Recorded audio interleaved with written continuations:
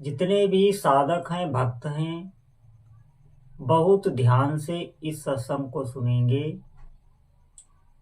और निश्चित ही आप भगवान की जो आराधना कर रहे हैं उसमें आपका उत्साह बढ़ेगा।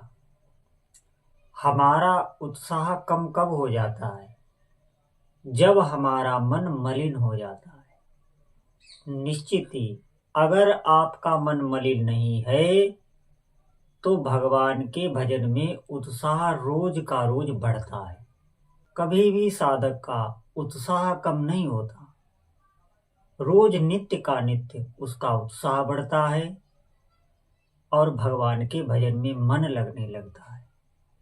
निश्चित मानिए यही एकमात्र रास्ता है जो हमारे भीतर के अंतःकरण को संतुष्ट कर सकता है।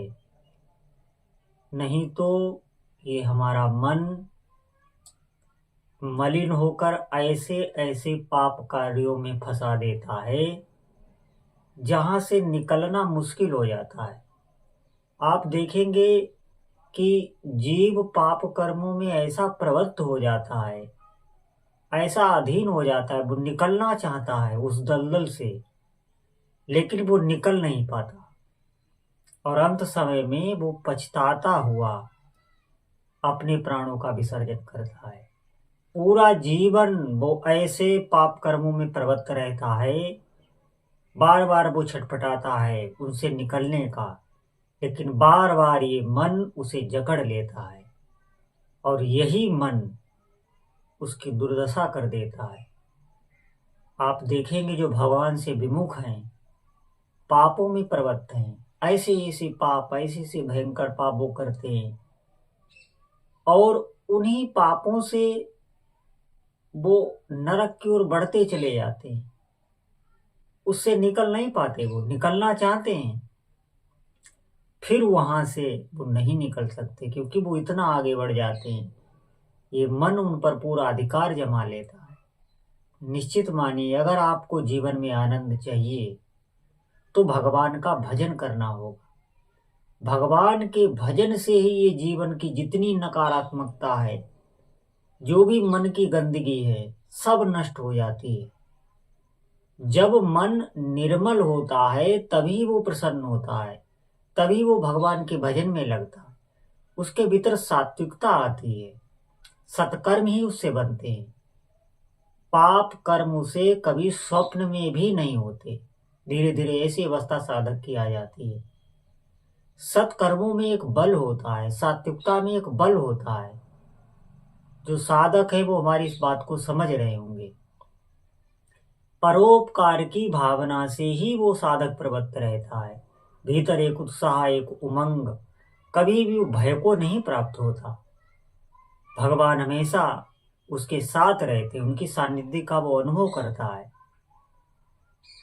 सात्विकता आने पर साधक का भजन रोज का रोज बढ़ता है। नए नए भाव अपने प्रभु, अपने उपास्य देव के प्रति बनते हैं।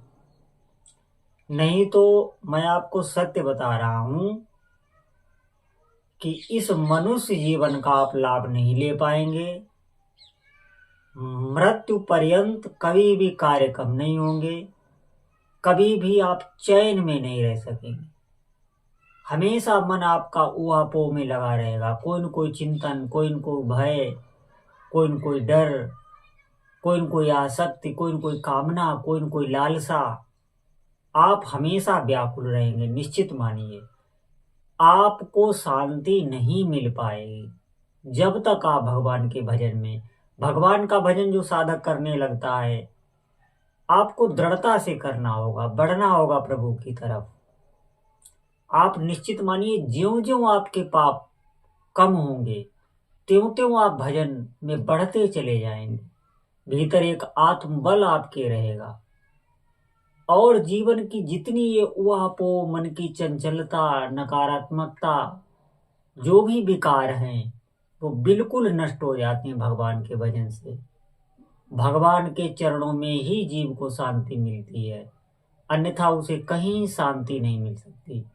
संसार में जो शांति ढूंढता है वो आखिर में पछता के ही जाता है। हमारी इस बात को कहीं ये अर्थ ना ले लेना कि हम आपको संसार छोड़ने के लिए कह रहे हैं। उस संसार में रहते हुए ही हमारा लक्ष्य हमारे भगवान होने चाहिए, भगवान का नाम होना चाहिए। हमारा लक्ष्य भगवान का नाम ही होना चाहिए, हमारा उद्देश्य भगवान को पाना ही होना चाहिए।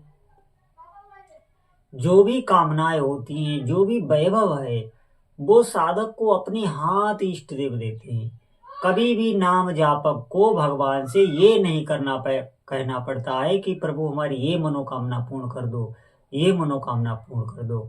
अरे जिनका आप नाम रट रहे हैं उनको आपकी पल पल की खबर है। साधक को ये बात पता नहीं चल पाती प्रारंभ में, ज्यों ज्यों उसका भजन आगे बढ़ता है फिर वो ये सब देख पाता है कि प्रभु मुझसे कितना प्रेम करते हैं। फिर साधक को सिर्फ रोना ही आता है। इसलिए सभी भक्तों से प्रार्थना है कि आप नाम पर विशेष ध्यान दें। देखिए, बहुत सत्संग, बहुत कथा प्रवचन हो रहा है, सब कुछ हो रहा है, इधर उधर समय जा रहा है, लेकिन नाम में मन नहीं लगता। नाम की महिमा सुन के भी नाम में मन नहीं लग रहा है।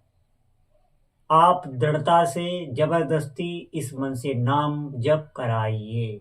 जितना हो सके आप जो भी आराधना कर रहे हैं उसमें आप स्थिर नहीं रह सकते जब तक आप नाम जप नहीं कर रहे हैं, चाहे आप कितना बड़ा ही तप क्यों न करें।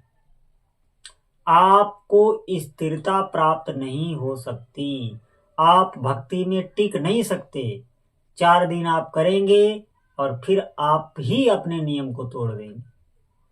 अगर साधक नाम का दृढ़ आश्रय नहीं लेता है, नाम भगवान का प्रेम का मार्ग है। नाम रटना ही प्रेम कहते हैं, नाम रटना ही भक्ति है और नाम रटना ही शरणागति है। सभी शास्त्रों का सार भगवान का नाम जप ही है। आप विश्वास करें, जो साधक विश्वास कर पाएंगे इस कलिकाल में भगवान के नाम के अतिरिक्त कोई साधना नहीं। हमारी इतनी सामर्थ्य नहीं है कि हम ध्यान कर सकें प्रभु का, हमारी इतनी सामर्थ्य नहीं है कि हम कोई तप कर सकें। तप करने लायक एक व्रत भी हम ठीक से नहीं कर सकते।